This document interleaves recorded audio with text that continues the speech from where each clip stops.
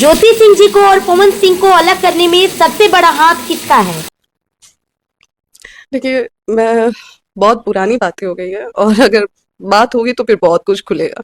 मैंने बोला ना कि अभी कोर्ट में मैटर है, इसलिए मैं बहुत चीजें मीडिया में नहीं लाना चाहती हूँ। बाकी जिस दिन जरूरत पड़ेगा उस दिन मैं सब कुछ वो करूंगी। लेकिन हाँ, अगर आप मुझे पूछेंगे कि पवन जी के से मेरे आज रिश्ता ना ठीक होने में सबसे बड़ा हाथ किसका है, तो सबसे बड़ा हाथ पवन जी के घर के लोगों का है मेरा रिश्ता ठीक ना होने में।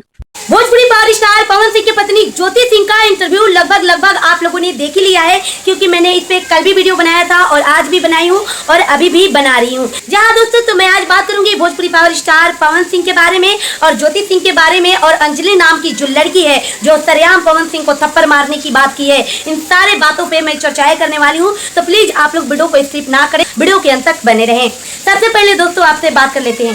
भोजपुरी पावर स्टार पवन सिंह ने अंजलि राघव से जब माफी मांगते हैं तो काफी ज्यादा सोशल मीडिया पे एकदम से विस्फोट हो जाता है कि इतने बड़े लेवल का स्टार एक लड़की से माफी मांग रहे हैं। और सबसे बड़ी बात, जब ज्योति सिंह को उस वक्त क्या दिल पे लगी होगी जब ज्योति सिंह ने देखा कि मेरे पति किसी और लड़की से सोशल मीडिया पे माफी मांगते हुए नजर आ रहे हैं, जिसपे ज्योति सिंह ने अपने इंटरव्यू के दौरान चर्चाएं भी की है, जिसपे मैं पहले भी वीडियो बना चुकी हूं। अगर आप चाहें ज्योति सिंह का इंटरव्यू देखना तो उससे जाके देख सकते हैं। दोस्तों आप लोगों से बताना चाहते हैं, क्योंकि दुनिया की कोई भी ऐसी लड़की हो जो हर एक चीज बर्दाश्त कर लेगी, लेकिन अपने पति को दूसरे के साथ बर्दाश्त बिल्कुल भी नहीं कर सकती। और बेशक पवन सिंह इंडस्ट्री लाइन में है तो ये सब उनकी चलती रहती है, लेकिन पवन सिंह ने माफी मांगा, ये ज्योति सिंह को हजम नहीं हुआ। जहां दोस्तों जितने भी पवन सिंह के विरोधी लोग थे वो सब आके पवन सिंह से माफी मांगते हैं और पवन सिंह माफ कर देती है। ज्योति सिंह अपने सोशल मीडिया के दौरान माफी मांगती है। ज्योति सिंह के बातों पे, इंटरव्यू पे या फिर पहले उनके पोस्ट पे कोई रिएक्ट अभी तक नहीं किए हैं। दोस्तों आप लोगों से बताना चाहते हैं कि भोजपुरी से लेके हरियाणा से लेके बॉलीवुड से लेके हर एक लोग जिसकी कोई औकात नहीं है वो लोग भी आके इतने बड़े लेवल के स्टार को गाली देके चले जाते हैं और उनका कोई कुछ भी नहीं कर पाता है। उसके बावजूद पवन सिंह से मतलब माफी मंगवा दिया जाता है। कैसे पवन सिंह के मैनेजर हैं, किस तरह से उनको मैनेजमेंट करते हैं कि इतने बड़े लेवल का स्टार होने के बावजूद भी उनसे माफी मंगवा दिया जाता है। हालांकि माफी मांगना कोई बुरी बात नहीं है, लेकिन पवन सिंह अपने स्टारडम को तो पहचाने। दूसरी बात आइए अब हम ज्योति सिंह के ऊपर बात कर लेते हैं कि ज्योति सिंह हर बार प्रूफ की बात कर रही हैं, तो ज्योति सिंह अपना प्रूफ डाल ही दे कि ज्योति सिंह कौन से प्रूफ डालना चाहती हैं पवन सिंह के खिलाफ। अगर उनके ऊपर इतनी सारी उंगलियां उठ रही है, एलिगेशन लगाए जा रहे हैं, तो अगर ज्योति सिंह के पास सबूत है तो वो सोशल मीडिया पे डाल दे, डाल के लोगों को साबित कर दे कि हम गलत नहीं है। पवन सिंह ने उनको मतलब लोकसभा चुनाव के दौरान बुलाया कि नहीं बुलाया, कॉल करके ज्योति सिंह खुद से कॉल करके पवन सिंह के पास आई। ये सारी बात क्लियर हो जाएगी, लोगों के मन में जो है जो आपके ऊपर उंगलियां लोग उठा रहे हैं वो सारा बात क्लियर हो जाएगा। अगर आप अपने मन में इतना सारा दुख छुपा के रखी हैं तो आप सोशल मीडिया पे डाल ही दीजिए। जब हर बार आप इंटरव्यू दे देती हैं, हर बार आपके ऊपर लोग आपको गलत समझते हैं, हर बार आपको लोग एलिगेशन लगाते हैं, प्रूफ मांग रहे हैं, तो आप डाल के अपने आप को साबित कर दो कि नहीं हम गलत नहीं हैं, पवन सिंह गलत हैं।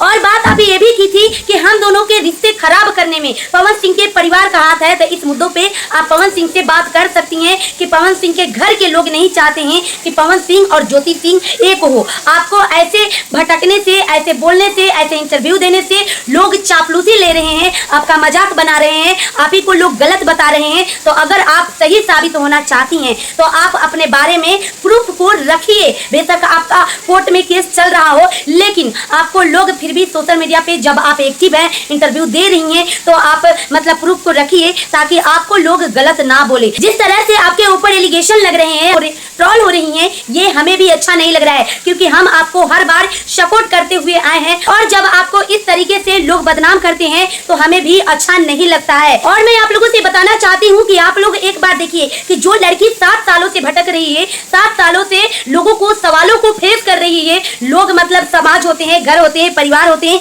जिसमें काफी ज्यादा चर्चाएं होती है, बात होती है, जिसके ऊपर ज्योति सिंह ने बोला था कि हम अपने माँ बाप को हर वक्त तिल तिल करके मरते हुए देख रही हूँ। जहाँ दोस्तों मैं पिछले भी वीडियो में बोल चुकी हूँ कि आप लोग इस बात को सोशल मीडिया से खत्म कीजिए। आप लोगों के पास जो भी मिसअंडरस्टैंडिंग है उसको आप लोग एक साथ बैठ के आप लोग सॉल्यूशन निकालिए, एक दूसरे को बेशक थप्पड़ मार लीजिए, लेकिन सोशल मीडिया पे इस तरह से कचाइन मत फैलाइए, क्योंकि इतने बड़े लेवल के स्टार पवन सिंह और इतने मतलब बड़े लेवल के स्टार पवन सिंह की पत्नी आप भी हैं, तो इस तरह से सोशल मीडिया पे आप हर बार आके बोल के मत जाइए। अगर आपके पास प्रूफ है तो आप अपना प्रूफ रखिए, लोगों को बताइए कि नहीं हम गलत नहीं हैं, हम सही हैं। लेकिन अगर आप प्रूफ नहीं रखती हैं तो फिर भी इतना कुछ सुनते रहिए और झेलते रहिए, आपको लोग ट्रोल करते रहे। वैसे ज्योति सिंह भी तो इतने बड़े लेवल स्टार की पत्नी है, तो उनका भी तो मतलब अपना स्टारडम मेंटेन करने के लिए कुछ ना कुछ तो चाहिए। अगर पवन सिंह ज्योति सिंह का डिवोर्स हो जाता है तो ज्योति सिंह दर दर भटकने के अलावा